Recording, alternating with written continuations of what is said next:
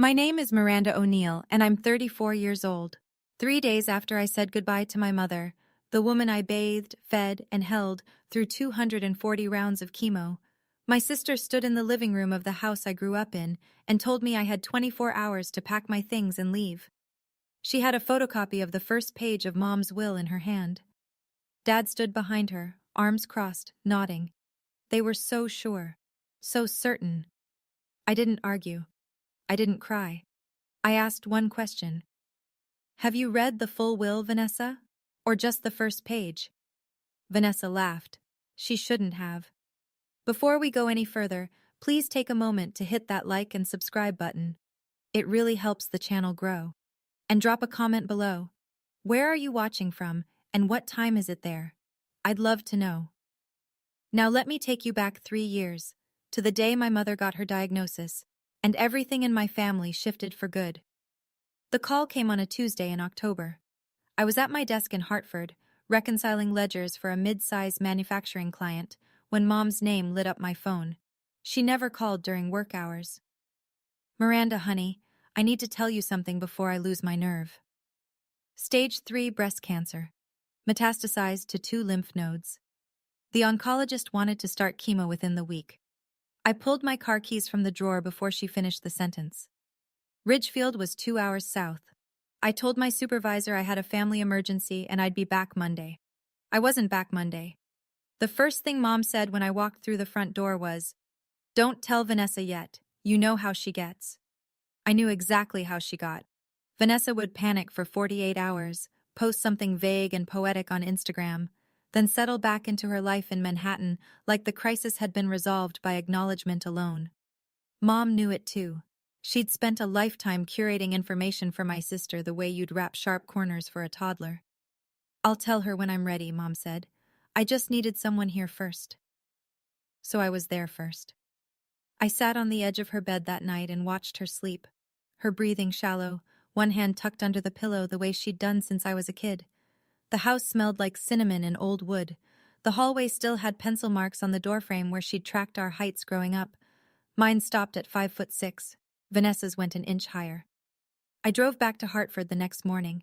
But the whole ride, I kept thinking about the way Mom had sounded on the phone. Not scared, tired. Like she'd been carrying something heavy long before the tumor. I didn't know yet how heavy, or how soon it would land on me. Let me tell you about my family so you understand the geography of it. Vanessa Marie O'Neill, 4 years older, 5 inches louder. Homecoming queen at Ridgefield High. Communications degree from Boston University. Married Brett Hargrove at 28 in a ceremony that cost more than my car. She ran PR for a boutique agency in Midtown Manhattan and spoke about her career the way pastors speak about callings. Our father, Gerald O'Neill, introduced her at every gathering the same way. "This is my daughter Vanessa. She's in PR in New York."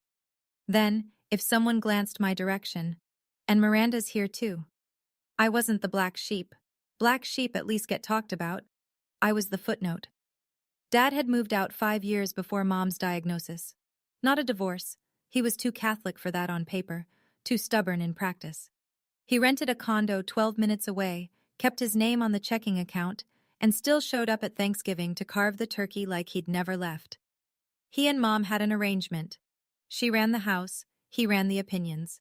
Even separated, Gerald O'Neill controlled every major decision by simply declaring what was sensible. Which college Vanessa attended, which contractor fixed the roof, which daughter was worth investing in. Mom never fought him on it publicly. She'd nod, then quietly do what she wanted anyway. Paid for my CPA exam prep out of her own savings, drove me to my first job interview in Hartford, left little notes in my lunchbox well into high school that said things like, "You are enough." I didn't realize until much later that those notes were apologies for everything she couldn't say out loud with Dad in the room. But I'm getting ahead of myself. 6 weeks after the diagnosis, I did the math. Chemo every 3 weeks. Each session knocked Mom flat for 5 days. She needed someone to drive her, sit with her during infusions, manage the nausea afterward, pick up prescriptions, cook meals she could keep down. She needed someone there at 2 a.m., when the steroids made her restless and the fear crept in. Vanessa was in New York, She had deadlines, a husband, a one-bedroom in Murray Hill with no guest room. She called Mom every Sunday for exactly 12 minutes. I timed it once. Not on purpose. I just happened to notice. Dad was 12 minutes away in his condo, but he couldn't scramble eggs without burning the pan. He visited Mom twice a week, sat in the living room watching cable news, and left before dinner. Caregiving wasn't a concept that fit inside his understanding of fatherhood, so I did what anyone would do if they had eyes and a conscience. I requested unpaid leave from my firm. They said no, we're too short-staffed. I resigned the same afternoon. I drove to Ridgefield with 2 suitcases and a banker's box of files. Moved back into my childhood bedroom, the one with the sloped ceiling and the window that stuck. Gave up my Hartford apartment, my Tuesday night trivia team, my gym membership, and my salary. Mom said, "You don't have to do this." I said, "I know." I didn't stay because I had nothing better to do. I stayed because my mother was dying, and someone had to hold her hand at 3 a.m. when the Ativan wasn't enough and the dark was too big. One afternoon while unpacking, I noticed a small filing cabinet in Mom's closet. Locked. I didn't open it. It was hers. In the first 6 months, Vanessa visited twice. The first time she stayed 4 hours. Sat in the kitchen drinking the oat milk she'd brought from the city because our local grocery didn't carry her brand. She went into Mom's room for maybe 20 minutes, held her hand, said, "You look great, Mom," which was a lie, because Mom had lost 30 pounds and her skin looked like wax paper, and then said she had to catch the 4:15 train back. The second visit was Thanksgiving, but I'll get to that. She sent flowers once, lilies. Mom was allergic to lilies, had been since before I was born. I threw them out and didn't say anything. What Vanessa was good at was performing. She'd call Dad and say, "I feel so guilty I can't be there more, Daddy." And Dad would tell her not to worry, that she had her own life, that Miranda was handling things. He'd hang up and not once, not a single time, call me to ask how I was handling things. Meanwhile, I was handling things. I learned to flush a PICC line. I tracked medications in a spreadsheet. I slept on a cot in the hallway outside Mom's room because she'd panic if she woke up alone. One night I scrolled Instagram at 3 a.m. while Mom finally slept. Vanessa had posted a photo of the lilies, the ones I'd thrown out, with a caption that read, "Missing my mama tonight. Distance is the hardest part." 211 likes, 14 heart emojis. One comment from Dad, "She knows you love her, sweetheart." I was sitting on the hallway floor in yesterday's clothes, holding a basin in case Mom threw up again. I put my phone down and didn't look at it for 3 days. Here's what nobody tells you about being a caregiver. It eats your money alive. Insurance covered the chemo. It did not cover the anti-nausea medication that actually worked, the wheelchair ramp for the front steps, the shower chair, the visiting nurse for the weeks I had the flu, and still couldn't stop because who else was going to do it? Co-pays alone were $400 a month. The supplements the oncologist recommended but insurance called elective. Another $250. I asked Dad for help. He said, "I'm on a fixed income, Miranda." He drove a 3-year-old F-150 and played golf twice a week. But sure, fixed income. I asked Vanessa. She texted back, "Brett and I are stretched thin right now. I wish I could, truly." She was posting photos from a rooftop bar in Brooklyn the same week. I didn't bring it up. I sold my car, the little Honda I'd driven since college, got $3,000 for it, started using Mom's Subaru. I cashed out my Roth IRA, which cost me a penalty, and 6 years of careful saving. By month 14, my checking account showed $1,247. I sat in the kitchen one night after giving Mom her evening meds. She was already asleep. I stared at my bank balance on the screen and thought, if something happens to me right now, if I get sick, if the car breaks down, if I just need to leave, I have nowhere to go and no way to get there. Mom's voice from the bedroom, soft. "Miranda, can you come sit with me?" I closed the banking app and went in. She reached for my hand. Her grip was weak but deliberate. "I'm going to take care of you, baby," she whispered. "I've talked to Harold." I didn't ask who Harold was. I was too tired to think. There were afternoons when Mom would ask me to leave the house. "Go get me those lemon cookies from the bakery on Main," she'd say. Or, I need a specific kind of lotion, the one with the blue cap. Try the pharmacy in Danbury. The pharmacy in Danbury was 40 minutes away. I'd come back with the lotion, and Mom would be sitting up in bed, hair combed, looking more alert than she had in weeks. The house would smell faintly of cologne that wasn't mine and wasn't Dad's. Once, I saw a silver sedan pulling out of the driveway as I turned onto Maple Lane. I didn't recognize the car. Mom said it was just the visiting nurse checking in early. The visiting nurse drove a white minivan. I didn't push it. Mom was dying. If she wanted to see someone privately, she had every right. I figured it was financial. Maybe updating her life insurance, maybe sorting out the house deed. Practical things you do when you know time is short. Aunt Ruth came by one Saturday. Mom's younger sister. Solid, sensible, the kind of woman who brought casseroles without being asked and never stayed long enough to become a burden. She and I sat on the porch while Mom napped. "Your mother is a smart woman, Miranda," Ruth said, sipping her tea. "Smarter than anyone gives her credit for." "I know. Just keep doing what you're doing, honey. Your mother sees everything." I didn't know what she meant. I assumed she was talking about the caregiving, the thankless, invisible labor that nobody else acknowledged. I smiled and changed the subject. I wouldn't understand Aunt Ruth's words for another year and a half. But when I did, they hit me like a freight train. Thanksgiving. 14 months into Mom's treatment. The only time that year all four of us were in the same room. Vanessa arrived with Brett, 2 bottles of expensive wine, and a cashmere throw pillow for Mom's room. Mom couldn't sit up long enough to use a throw pillow, but it photographed well. I cooked. Turkey, mashed potatoes, green beans, cornbread, Mom's menu, the one she'd made every year since I was 6. I'd been in the kitchen since 7 a.m. Vanessa walked in at noon and said, "The turkey smells dry. Did you baste it enough?" I didn't answer. I was spooning broth into a smaller bowl for Mom, who was too weak to sit at the table. I carried it to her bedroom and fed her slowly while the rest of the family sat in the dining room. Through the wall, I heard Dad raise his glass. "To Vanessa, for always keeping this family together." Brett laughed. Aunt Ruth did not. Later, while I was washing dishes, I heard Vanessa and Brett in the hallway. They thought I was still in the kitchen. I was, but the kitchen and hallway shared a thin wall and a heating vent. "Once this is over," Vanessa said, her voice low and steady, "we sell the house. It's worth at least 400, maybe closer to 5 with the lot." "Van, your mom's still alive," Brett said.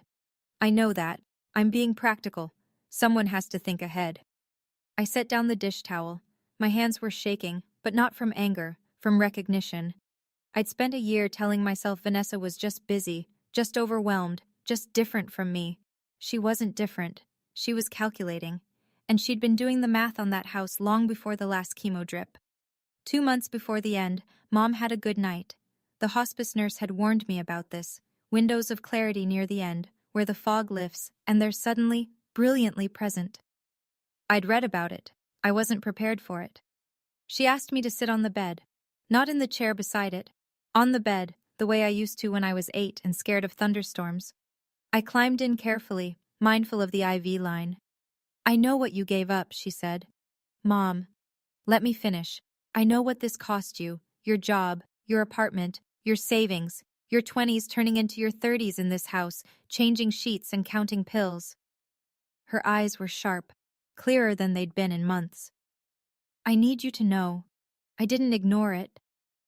I started crying. I hadn't cried in front of her the entire time. Not once. I'd cried in the shower, in the car, in the backyard at midnight, but never in front of her.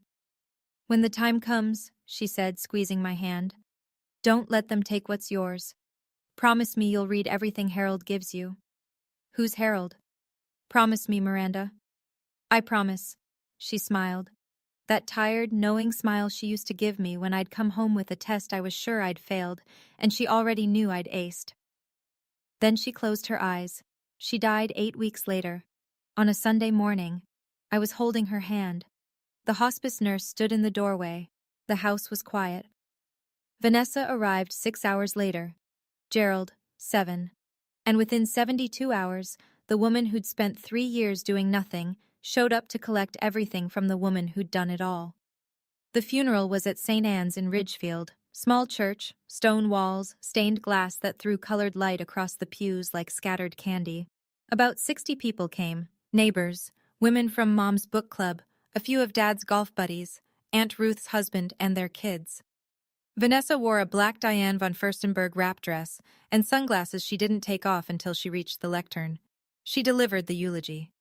Dad had decided, Vanessa speaks for the family. Nobody asked me if I had something to say. I did. I had 3 years of something to say, but I sat in the front pew and folded my hands. Vanessa spoke for 11 minutes. She talked about Sunday mornings making pancakes with Mom, about how Mom taught her to ride a bike, about their special bond. She said Mom's favorite song was Unchained Melody. It was Moon River. Mom hummed it every night while I rubbed lotion on her feet to keep the skin from cracking. She hummed it so often I hear it in my sleep now. Nobody noticed the mistake. They were too busy crying. Vanessa was good at this. The performance of grief, the choreography of loss. She paused in the right places. Her voice broke at the right moments. She looked beautiful and shattered and brave. After the service, people lined up to hug her. Your mother must have been so proud of you. You were such a good daughter. She's at peace now because she knew you loved her. I stood 3 feet away, holding my mother's cardigan because it still smelled like her, and I couldn't let go of it. Nobody said a word to me, except Aunt Ruth. She found me by the side door, squeezed my hand, and said nothing. She didn't need to. Everyone came back to the house afterward. That's what you do in small-town Connecticut. You lay someone to rest, and then you eat casserole in their living room. I'd cooked. Of course I had. 2 trays of baked ziti, a salad, rolls, a lemon pound cake from Mom's recipe.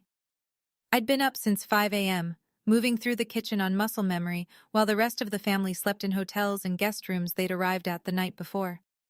About 20 people lingered. Aunts, uncles, a few cousins, Mom's friend Donna from church, the couple next door. The house was full in a way it hadn't been in years, and it felt wrong. All these voices in the rooms where the only sound for 3 years had been the beep of a medication timer and my mother's breathing. Vanessa held court on the living room sofa. She accepted condolences with both hands clasped, leaning forward, nodding slowly. Brett stood near the bookshelf, arms crossed, looking like he wanted to be anywhere else. Dad pulled a dining chair next to Vanessa. They whispered. I saw it from the kitchen. Their heads together, Dad's hand on her arm. Conspiratorial, practiced, like they'd rehearsed something on the drive over. I set down a tray of cookies and watched. Aunt Ruth caught my eye from across the room and raised one eyebrow. People began to leave.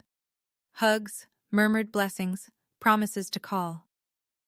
By 7 p.m., the crowd had thinned to family. Me, Vanessa, Brett, Dad, Aunt Ruth, and Mom's friend Donna still lingering over decaf. Donna left at 7:15. Aunt Ruth stayed, and Vanessa reached into her handbag. I didn't know it then, but the next 10 minutes would dismantle every assumption I had about where I stood in my own family. Vanessa pulled out a single sheet of paper, white, photocopied. She unfolded it like a proclamation and laid it flat on the coffee table. I found this in Mom's filing cabinet this morning, she said, in the closet upstairs. I recognized the letterhead, a law office. The text was formal, dense, but one sentence stood out, centered on the page like a headline. I bequeath my residence at 14 Maple Lane, Ridgefield, Connecticut, to my daughter Vanessa Marie O'Neill. Mom left the house to me, Vanessa said. It's right here, black and white. Dad leaned back in his chair and nodded. It's what your mother wanted. Aunt Ruth set down her coffee cup. Brett stared at the floor. I looked at the paper. 1 page. No staple holes, no continuation marks, no page 1 of header. Just a single sheet. A photocopy of what appeared to be the first page of a legal document, pulled from a filing cabinet that hadn't been opened in years. Where did you get this? I asked. I told you, Mom's filing cabinet. This is 1 page, Vanessa. It's the page that matters. I could feel my heartbeat in my temples, not from shock, from the slow, grinding recognition that my sister had waited exactly 72 hours after our mother's death to stake her claim. The body was barely in the ground. The flowers on the casket hadn't wilted yet. It's pretty straightforward, Miranda, Vanessa added. Her voice was boardroom smooth. Mom knew what she was doing. She was right about that. Mom did know what she was doing. Vanessa just hadn't bothered to read the rest of it. But I didn't say that yet. I looked at the paper one more time, then looked at my sister. And I waited. "You've been living here rent-free for 3 years," Vanessa said. She stood up from the sofa, smoothing her dress like she was about to close a business deal. "Mom's gone now. The house is mine. I need you out by tomorrow evening." The room went still. Even Brett looked up. "Vanessa," I said. "I gave up my job. I spent my savings on Mom's care. I have nowhere to go." "That was your choice." She didn't blink. "Nobody asked you to play martyr." The word hit the room like a slap. Martyr. 3 years of changing sheets, managing medications, sleeping on a cot in the hallway, draining my bank account to pay for things insurance wouldn't cover, and she'd just reduced all of it to a personality flaw. Aunt Ruth stood up. "Vanessa, your mother died 3 days ago. Can we not do this tonight?" Vanessa turned to her. "Aunt Ruth, I love you, but this is between the immediate family. I am your mother's sister. And this is her daughter's house now." Dad cleared his throat. "Vanessa's right. It's time for Miranda to get back on her feet." Back on my feet. Like I'd been lying down. I looked around the room, my father siding with Vanessa, my sister already counting the value of the hardwood floors, Brett folding and unfolding a napkin, Aunt Ruth gripping the arm of her chair. 3 days. It had taken 3 days for my family to turn my mother's death into a real estate transaction. I should have been devastated. Part of me was. But a bigger part, the part that had spent 3 years learning exactly how reliable these people were, felt something else entirely. Clarity. I knew what I needed to do next. And it started with one question. I sat still for a long moment, long enough for Vanessa to shift her weight, long enough for Dad to uncross and recross his arms, long enough for the silence to do its work. Then I thought about Mom, sitting in that bed, eyes sharp as glass, squeezing my hand. "Promise me you'll read everything Harold gives you."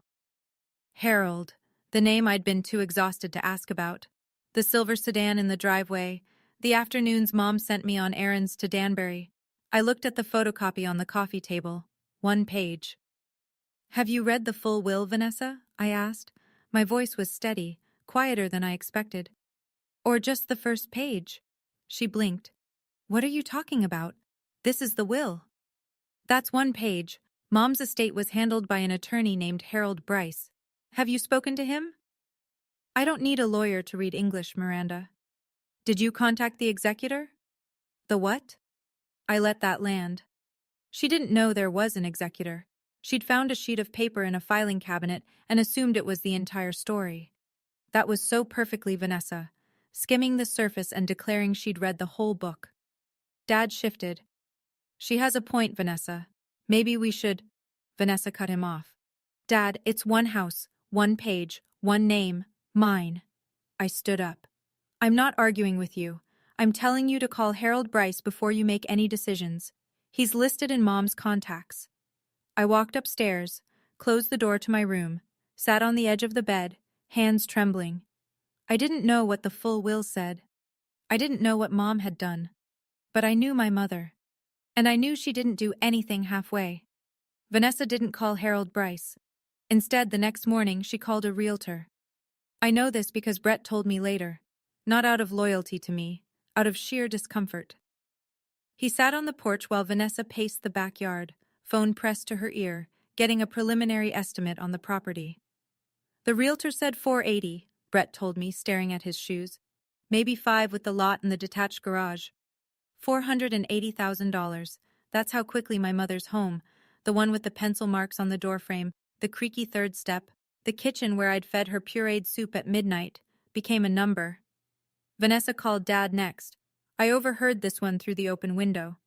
"We sell, we split it. You take your share for retirement. I handle my end." Gerald's voice tinny through the speaker. "That sounds sensible." Sensible. His favorite word. The rubber stamp he put on every decision he didn't want to think about. By noon, Vanessa called me. Her voice was brisk, efficient. "Start packing. I've already spoken with a realtor." "Did you call Harold Bryce?" I asked. "I don't need Harold Bryce, Miranda. You're trying to sell a house that hasn't gone through probate." A pause. She didn't know what probate meant. I could hear her Googling it. That's just a formality, she said finally. The will is clear. One page of it is. Stop being dramatic. I didn't say anything else. There was nothing to say that a lawyer wouldn't say better. I hung up, sat in Mom's chair on the porch, and watched a cardinal land on the oak tree in the front yard. Mom used to say cardinals were visitors from people who'd passed. I chose to believe her. If you're watching this, and you've ever been the one who stayed, the one who showed up every single day while everyone else had an excuse, you know exactly how this feels. That word. Martyr. Like your sacrifice was a personality flaw. If that hits home, drop a comment below. Tell me, were you ever the one who stayed? And hit subscribe if you want to see what happens when Vanessa finally talks to that lawyer. That night, I sat in Mom's room. I hadn't changed the sheets. I know that sounds strange, but the pillowcase still held the faint shape of her head, and the blanket still carried that particular warmth she left behind, lavender soap and something earthier, like pressed leaves. If I changed the sheets, she'd be gone from the room too, and I wasn't ready for that. I sat in the chair beside the bed, my chair, the one I'd spent 1,000 nights in, and let the silence settle. My phone showed one new message. Aunt Ruth. Thinking of you, don't let them rush you. Nobody else, not Dad, not Vanessa, not a single cousin who'd hugged Vanessa at the funeral and told her she was brave. I pulled up my banking app. $1,247, same as last month. Except now, there were no more medical bills coming. Just the looming reality that I was unemployed, nearly broke, and sitting in a house my sister had just claimed. If the will really did leave the house to Vanessa, I'd accept it. I wasn't going to forge documents or stage a legal battle over bricks and mortar. But I was not going to be thrown out 3 days after losing my mother by a woman who couldn't even name Mom's favorite song. I looked at Mom's nightstand. A glass of water I'd poured the morning she died, still there. A paperback she'd never finish. And underneath the book, a small business card. Harold Bryce, attorney at law, estate planning, and probate, Hartford, Connecticut. A phone number in Mom's handwriting on the back. I picked up the card and held it. Mom had left it right there, right where I'd find it, right where I always sat. She'd known I'd end up in that chair again. Dad showed up the next morning without calling first. That was his way. Announce your presence, skip the invitation. He didn't ask how I slept. He didn't ask if I'd eaten. He walked into the kitchen, poured himself coffee from the pot I'd brewed, and sat down across from me. When are you moving out? When the estate goes through probate and a judge confirms who owns this house. He sighed.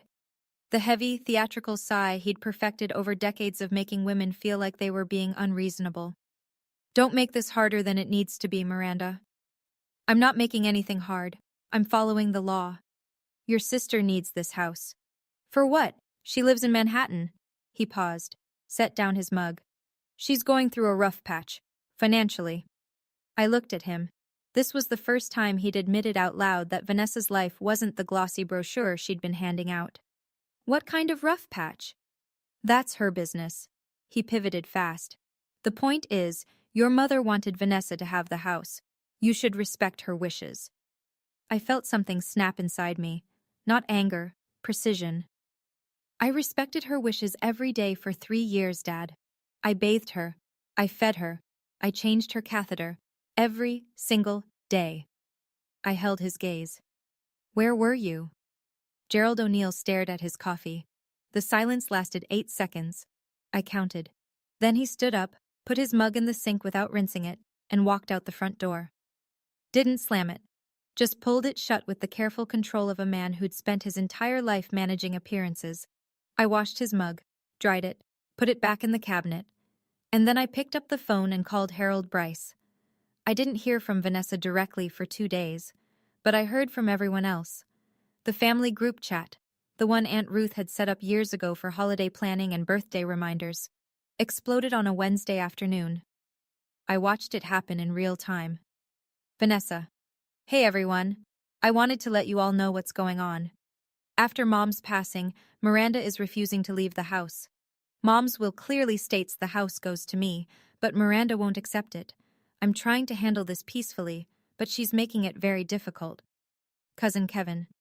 That's rough, V. Sorry you're dealing with this. Cousin Sarah. Maybe she just needs more time. Grief is complicated. Vanessa. I understand grief, but she's been living there rent-free for 3 years. At some point you have to move on. Uncle Bill. Your dad told me about this. Sounds like Miranda's digging in. I stared at the screen. 3 years of waking at dawn, of administering medications, of holding a basin while my mother retched, and the family narrative had been reduced to, Miranda is the difficult one. Miranda won't leave.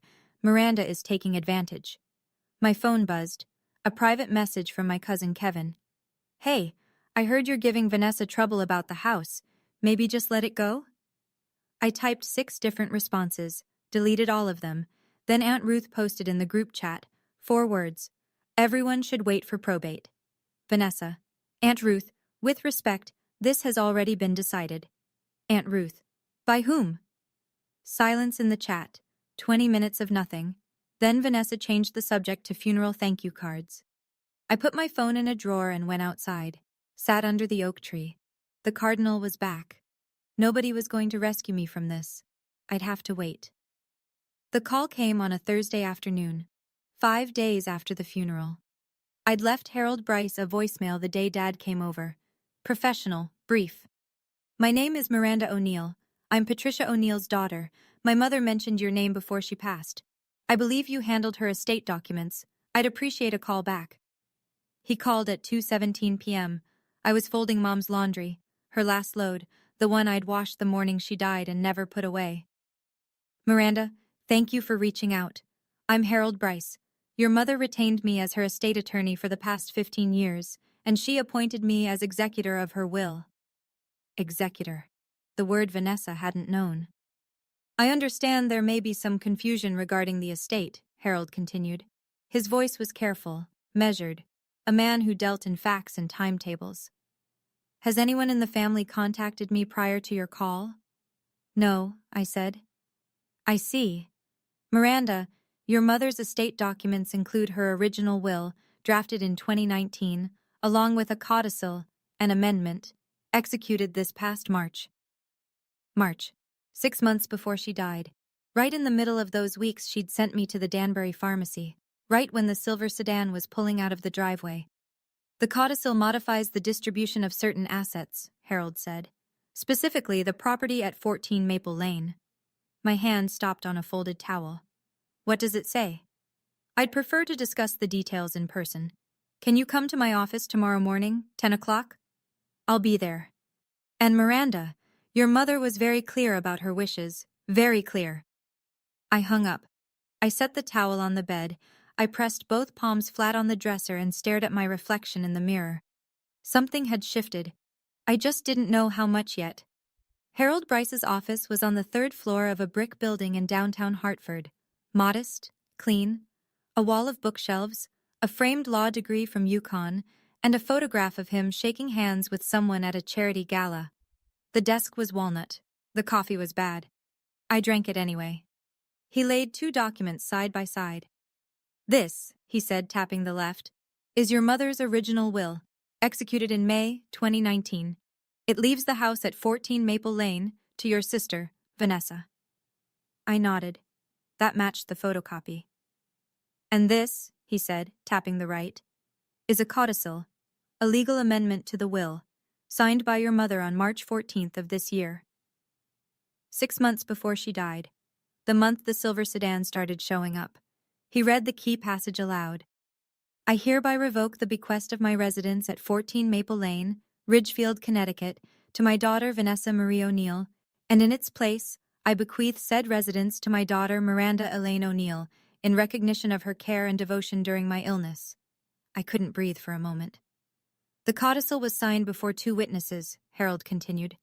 Nancy Delgado, your mother's home care nurse, and Richard Kellerman, your next-door neighbor. Both confirmed your mother was fully competent. Her oncologist provided a written assessment of her cognitive capacity dated March 12th, 2 days before the signing. She planned this. She planned it thoroughly. Harold adjusted his glasses. There's one additional provision, a no-contest clause. If any beneficiary challenges the will and loses, they forfeit their remaining inheritance. Vanessa is still entitled to $35,000 from your mother's accounts and her jewelry, but only if she doesn't contest. My mother couldn't get out of bed, but she'd outmaneuvered everyone in the room. I put my hands over my face and cried. I sat in Harold's parking lot for 20 minutes, engine off, hands on the steering wheel, staring at the dashboard like it had instructions. My mother, the woman who couldn't walk to the bathroom without help, who needed me to crush her pills because she couldn't swallow them whole, had hired a lawyer, coordinated witnesses, obtained a medical competency letter, and executed a legal amendment to her will. All while I was buying lemon cookies in Danbury. She'd seen everything. Every time Vanessa didn't come. Every time Dad sided with the golden child. Every time I drained my savings and said nothing. She'd watched it all from that bed and decided, not on my watch. I could have called Vanessa right then. Could have read her the codicil over the phone and watched the narrative collapse in real time. The part of me that had been called a martyr and a freeloader. That part wanted to. But I didn't. Because that's not how Mom raised me. I called Aunt Ruth instead. I went to Harold's office, I said. I know about the codicil. Ruth was quiet for a moment. Then, she told me. Months ago, she said, Miranda won't know until after, but she'll know. Why didn't you tell me? Because your mother asked me not to. She said you'd find your way there. Ruth paused. And here you are. I decided I wouldn't tell Vanessa anything. Harold was the executor. He'd handle the probate filing, notify all parties, follow the process. The truth would reach Vanessa through the proper channels, not through my satisfaction. I drove home, parked in the driveway, walked past the oak tree up the porch steps into the kitchen, made tea, sat in Mom's chair, and for the first time in 3 years I waited without fear. 3 days later, Vanessa called. She sounded triumphant, polished, the voice she used when she was about to close a deal. Miranda, I've hired an attorney. We're going to handle this properly. You'll be hearing from him this week. Good, I said. Make sure your lawyer contacts Harold Bryce. He's the executor of Mom's estate. A pause. Who? Harold Bryce, Mom's attorney. He has all the estate documents. Your lawyer will need the complete file. I have the will right here, Miranda. You have 1 page. Harold has the rest. Another pause, longer this time. I could hear her fingernails tapping a hard surface, a desk, a countertop. Vanessa always tapped when she was recalculating. Fine, she said. Whatever. My lawyer will handle it. That's exactly what I said. She hung up without saying goodbye. That was fine. We were past goodbyes. I set the phone down and looked out the kitchen window. The oak tree was starting to turn. Early October, the edges of the leaves going copper and gold.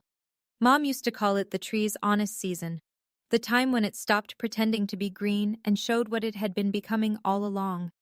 I thought about Vanessa's lawyer, whoever he was, sitting at his desk, receiving a file from Harold Bryce, opening it, reading past page 1 for the first time, seeing the codicil, seeing the no contest clause, understanding in a single moment what Vanessa hadn't bothered to understand in 3 years.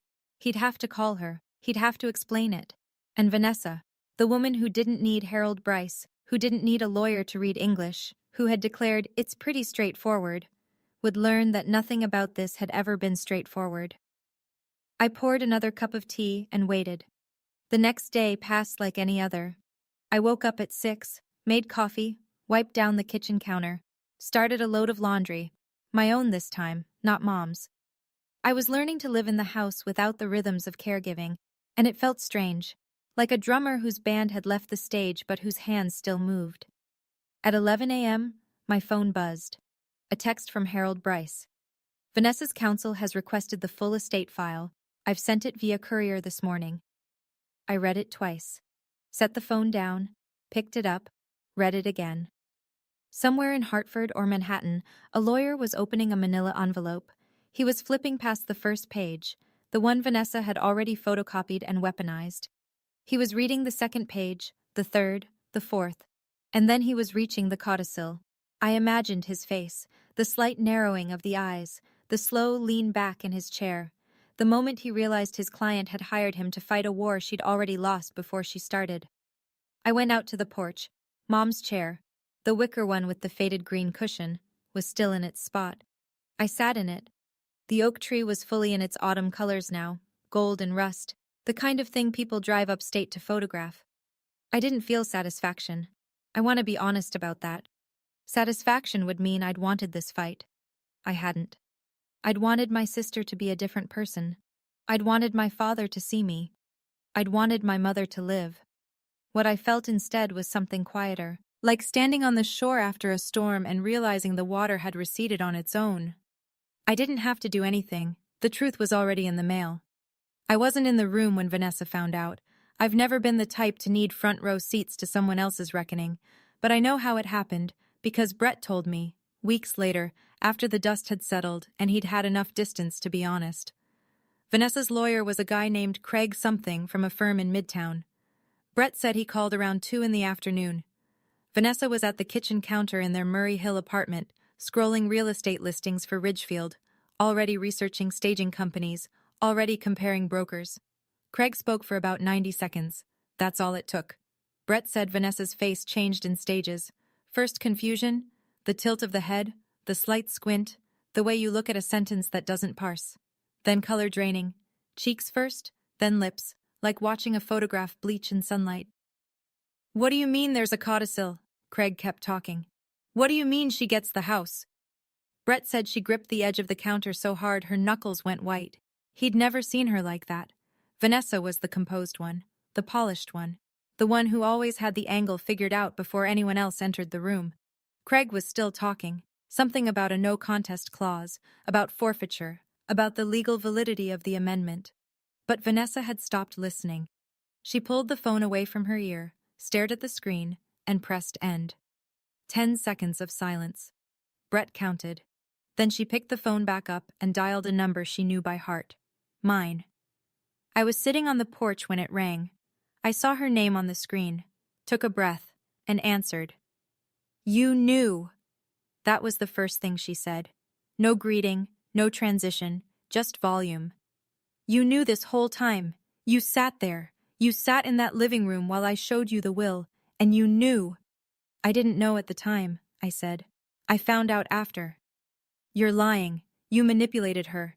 You were alone with her for 3 years, and you talked her into—" "I didn't talk her into anything, Vanessa. She was sick. She was on medication. She didn't know what she was signing. Mom signed the codicil in March, 6 months before she died. Her oncologist confirmed her cognitive capacity in writing. 2 witnesses were present. The document was notarized." Silence. I could hear her breathing, ragged, fast, like someone who'd just been running. "I will contest this," she said. Her voice shook. "I'll go to court. I'll get the whole thing thrown out. Read the no contest clause, Vanessa. If you challenge the will and lose, you forfeit everything, including the $35,000 Mom left you." "She can't. That's not—" "It's standard estate law. Harold Bryce drafted it. A judge will uphold it." More silence. Then something I wasn't expecting. A sound I hadn't heard from Vanessa in years, maybe ever. She was crying, not the performative eulogy tears, not the Instagram grief kind. This was ugly, wet, the kind of crying that comes from realizing you've bet everything on a hand you never fully looked at. "I asked you, Vanessa," I said quietly. "That night in the living room. I asked you to read the full will. You laughed." She hung up. I set the phone on the porch railing. The cardinal was on the oak branch again, watching. I sat there until the sun dropped below the tree line. I didn't call anyone. There was no one to call. Gerald called an hour later. His voice was different, smaller. The boardroom confidence had drained out of it, and what was left sounded like a man standing in an empty room realizing the furniture had been moved while he wasn't looking. "Miranda, we need to talk about this will situation." "There's nothing to talk about, Dad. Harold Bryce is the executor. He'll file the probate. A judge will review the documents." "Your mother wasn't thinking clearly when she—" "Dad," I cut him off. "Mom beat you at chess 3 days before she signed that codicil. You told me yourself, remember? You called me that week and said, 'Your mother wiped the floor with me.' Her mind was sharper than either of ours." He went quiet. I could hear him breathing. It was the same rhythm as Vanessa's, that stunned, shallow intake of someone recalculating everything they'd assumed. I was counting on some of that money," he said finally, quietly, like a confession he hadn't meant to make. For retirement. Vanessa said we'd split the house proceeds. That was never Mom's obligation, Dad, and it was never Vanessa's to promise. I'm your father, Miranda. Yes, you are. And you told Vanessa she was the glue of this family while I was feeding Mom Thanksgiving dinner in the next room. Silence. You picked her, I said. Every time for 34 years you picked her. And Mom noticed. He didn't respond to that. He said, "We'll talk later," and hung up. We didn't talk later. Not for a long time. I stood in the kitchen and washed the mug he'd left behind 3 days earlier, the one I'd already washed once. Creatures of habit, the O'Neill family. Some habits were ending tonight. It took Vanessa exactly 4 hours to go public. The family group chat, the same one she'd used to paint me as a squatter, lit up at 9:47 p.m. Vanessa, I need everyone to know what's happening. Miranda manipulated our mother into changing her will during the final months of her life. Mom was on heavy medication and was not in a sound state of mind. This is elder abuse, and I will be pursuing legal action. I watched the messages roll in. Uncle Bill sent a shocked face emoji. Cousin Kevin typed, "Wow, that's serious." Cousin Sarah, "Are you sure, V?" I didn't respond. I didn't need to. Because 30 seconds later, Aunt Ruth did. "Vanessa, I'm going to stop you right here. I was there. I visited your mother regularly. She told me about the codicil herself, months before she signed it. She was lucid. She was deliberate. Her exact words to me were, 'I want the daughter who stayed to have the home she kept standing.'" Another message from Ruth. Her doctor assessed her competency. Her nurse and neighbor witnessed the signing. This was your mother's clear, conscious decision. Another. And for the record, Miranda didn't manipulate anyone. She was too busy changing your mother's sheets while the rest of you planned how to sell the house. The chat went dead silent. For 11 minutes, nobody typed a word. Then Cousin Sarah. "I didn't know Miranda was the one doing all the caregiving." Uncle Bill. "Wait, Patricia was sick for 3 years? I thought it was only a few months." Vanessa left the group chat. I read every message, closed the phone, set it face down on the counter. The narrative had turned. Not because I'd fought for it, because someone who'd seen the truth finally said it out loud. If you've ever been accused of manipulating someone, simply because that person finally chose to recognize your worth, you know how heavy that accusation is. It's what they say when they lose control of the story. If this is hitting home for you right now, give this video a like. And if you've been through something like this, a family that rewrote history to protect the wrong person, drop your story in the comments. I read everyone. Now let's see how this ends. The next call came 4 days later. Different Vanessa. No screaming, no accusations, no boardroom polish. This Vanessa sounded hollow, like someone had scooped out the performance and left only the panic underneath. "Miranda, I need to talk to you. Please don't hang up." I didn't hang up. "Brett and I..." She stopped, started again. "We're in trouble, financially. We've been in trouble for a while." The confession came out in fragments, like she was pulling teeth from her own mouth. Credit cards maxed.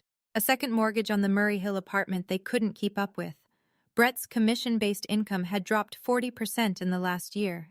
They were 3 months behind on payments, and the bank had sent a formal notice.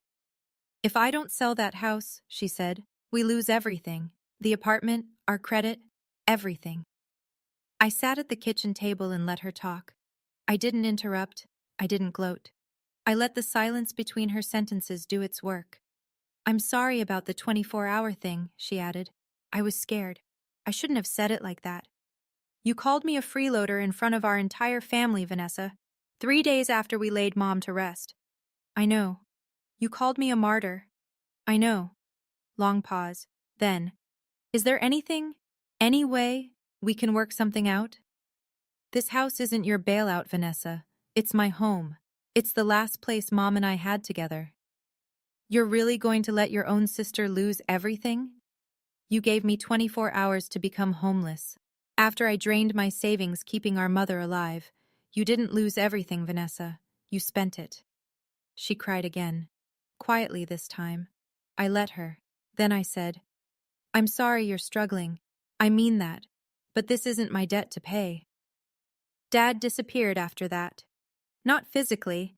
He was still in his condo 12 minutes away, still going to the golf course, still buying the same brand of Irish breakfast tea from the same grocery store. But he stopped calling, stopped texting, stopped showing up unannounced to tell me what was sensible. Aunt Ruth gave me updates I didn't ask for. Your father's been quiet, stays home mostly. I drove by his place last week. Blinds were drawn at 2 in the afternoon. I didn't feel triumphant about that. I want to be clear. Gerald O'Neill was still my father. He'd taught me to ride a bike, even if he'd taught Vanessa first. He'd clapped at my high school graduation, even if he'd whooped louder at hers. He wasn't a monster. He was a man who'd built a hierarchy inside his own family and then confused it with love. A week after the group chat blow-up, I sent him a text. Short, deliberate. Dad, I'm not angry, but I need you to understand. I'm not going to apologize for existing. He read it at 7:14 p.m. The 2 blue check marks appeared immediately. No reply. I found out later, again through Aunt Ruth, that he'd started Googling things. Codicil meaning. Probate process Connecticut. No contest clause will.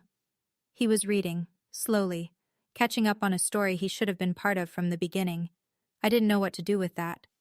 Part of me wanted to call him, sit him down, explain everything the way I'd explain a spreadsheet to a new client. Patient, thorough, line by line. But another part of me, the part that had been a footnote for 34 years, decided it's not my job to teach him what he should already know. Some lessons have to come from the silence. Brett called on a Saturday morning. First time in my life we'd ever spoken one-on-one. He sounded exhausted. Not the performative exhaustion Vanessa wore like a badge, the real kind. The kind that settles into your voice when you've been awake for too many nights doing math that doesn't add up. Miranda, I want you to know I didn't agree with any of this. The 24-hour thing, the realtor, the group chat, that was all Vanessa. I know, Brett. I should have said something. At the funeral, when she pulled out that paper. I should have said something. Yes, you should have. He took that without flinching. I respected him for it. She's not handling this well, he said. She hasn't slept in days. She's angry, but I think underneath that, I think she's ashamed. She'll chew glass before she admits it, but I see it. I believe you. He hesitated. Can I ask you something? The $35,000 that your mom left Vanessa, is that still available? If she doesn't contest? Yes. Harold will release it after probate is finalized, as long as she doesn't file a challenge. I'll make sure she doesn't. His voice was firm. First time I'd heard Brett sound decisive about anything. We need that money, Miranda. I'm not proud of it, but we need it. Then take it. Mom wanted her to have it. She did? She left it to her, Brett. Even after everything. Mom loved Vanessa. She just didn't trust her with the house. I heard him exhale, something releasing. Thank you, Miranda. Don't thank me. Thank my mother. He hung up. I sat there thinking about Brett, a man I'd dismissed as furniture for years, suddenly being the only person in Vanessa's orbit willing to face reality. Strange how crisis reshuffles a family's deck. 3 months passed. Harold Bryce filed the will and codicil with the Ridgefield Probate Court. The judge reviewed the documents, the witness statements, the medical competency assessment. Everything was in order. Everything was exactly what Mom had intended. Vanessa did not contest. Brett made sure of that. The $35,000 was released to her along with Mom's jewelry, the pearl earrings, the gold bracelet from Grandma, a cameo brooch that Vanessa had admired as a child. Mom had remembered that detail, even in the codicil, even after everything. Gerald received his statutory share, a small distribution from the joint checking account he and Patricia had technically never closed. Not enough for the retirement he'd planned. Enough to remind him that his wife had been more careful with money than he'd ever given her credit for. On a clear Tuesday in January, I drove to Hartford and sat across from Harold Bryce one last time. He slid a document across the desk. Title transfer. 14 Maple Lane. My name. I signed it. My hand was steady. Your mother would be proud, Harold said. She'd say I took too long to cry. He smiled. It was the first time I'd seen him smile. He had kind eyes behind those reading glasses, the eyes of a man who'd spent 40 years watching families tear themselves apart over property and promises, and who had seen my mother choose differently. She planned this with more clarity than most of my clients who are perfectly healthy, he said. I shook his hand, walked to the car, and drove south on I-91 toward Ridgefield. Toward Maple Lane. Toward the oak tree and the porch and the kitchen where the pencil marks were still on the doorframe. Toward home. Mine, now. Legally. Finally. Completely. 6 months after probate closed, I repainted the living room. I chose a warm gray. Revere pewter, the paint guy called it. Mom would have laughed at the name. She liked naming things plainly. A wall was a wall. A color was a color. A daughter who showed up was a daughter who showed up. I'd gone back to work. Freelance accounting, mostly. Small businesses in Fairfield County that needed someone organized and quiet and reliable. Turns out those are marketable qualities when you're not being measured against a sister in PR. I worked from the kitchen table, the same one where Mom and I used to do puzzles during her good weeks. The house needed work. I replaced the roof, the one Dad had put off for years, fixed the porch railing, updated the bathroom where I'd bathed Mom. I kept one wall of her bedroom the original color, a pale sage green she'd chosen in 1998 when we moved in. Everything else, I made mine. Aunt Ruth came by every Thursday. We'd sit on the porch with tea and watch the street. Sometimes we talked about Mom. Sometimes we just sat. She'd become the closest thing I had to a mother figure. And she never once tried to fill that role. She just showed up consistently, which was enough, which was everything.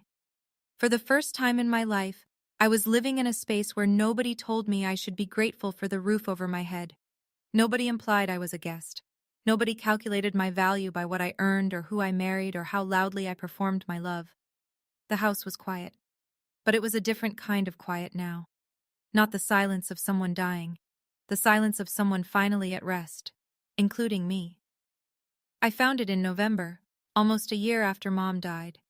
I was cleaning out the filing cabinet, the one in her closet, the locked one I'd noticed when I first moved back in but never opened. Harold had given me the key months ago, tucked into the estate folder. I'd been putting it off. Some doors you open slowly. Inside, tax returns, old insurance papers, the deed to the house, now in my name, and a sealed envelope with my name written in Mom's handwriting. Not printed, not typed. Her handwriting, the same looping cursive that used to sign my permission slips and leave notes in my lunchbox. I opened it at the kitchen table with a cup of tea I forgot to drink. Miranda, if you're reading this, it means I'm gone and you're still standing in this house. Good. This house was never about property. It was about who showed up, and you showed up every single day. I love Vanessa. I always will, but love and trust are different things. I trust you. Don't carry anger for your sister. She's frightened of things she'll never name, and don't wait for your father to see you. He may never learn how. That's his loss, not your failure. Live well, leave the porch light on, and take care of that oak tree. It was here before any of us, and it'll be here after. All my love, Mom. I put the letter in a frame, hung it in the kitchen, next to the doorframe with the pencil marks. 2 weeks later, Christmas morning, my phone buzzed. Vanessa. Merry Christmas. I typed back. Merry Christmas, Vanessa. Nothing more, nothing less. A boundary drawn not with a wall, but with a period at the end of a sentence. It was enough. It's spring now. I'm sitting on the porch. Mom's chair, the wicker one with the green cushion I finally replaced because the old one had gone flat from 3 years of me sitting in it every night. The new cushion is the same shade of green, some things you keep. The oak tree is in full leaf, thick and wide and absurdly alive, the way only old trees can be, rooted so deep that storms are just weather, not threats. Mom planted it the year I was born. 34 years of growth. It shades the entire front yard now. I don't talk to Vanessa often. A text on holidays, a brief, polite exchange when Aunt Ruth's birthday comes around.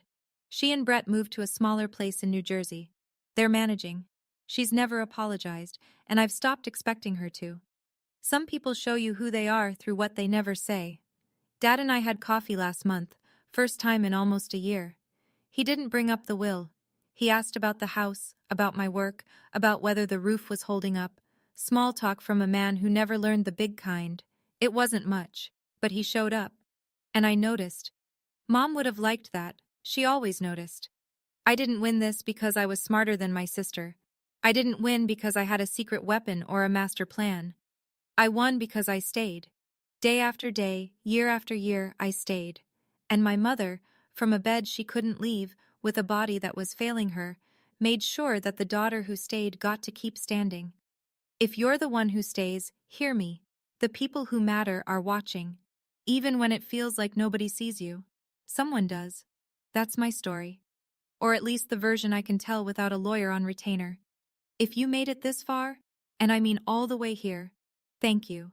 Seriously. Now I have one last question. If you were me, would you have answered Vanessa's Christmas text? Or would you have left her unread? Drop your answer in the comments. I genuinely want to know. And if you want more stories like this one, check the description below. I've put together a playlist. Hit subscribe, and I'll see you in the next one.